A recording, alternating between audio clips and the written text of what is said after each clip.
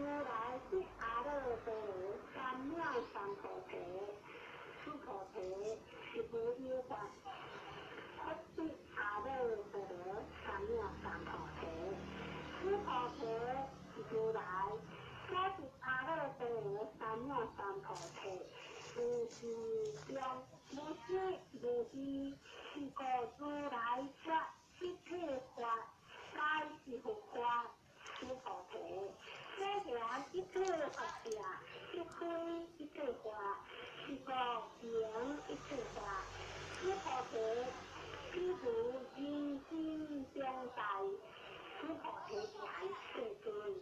如来说人心中大，即为非大心，是名大心。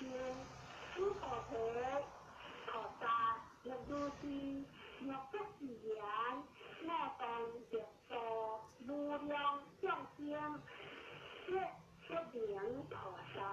可以讲，此菩提是无有法，名为菩萨。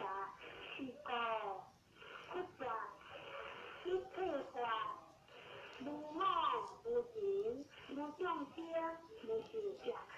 此菩提若菩萨不是言，莫当庄严不错，是不名菩萨。可以讲，如来说庄严不错者，即非庄严，是名庄严。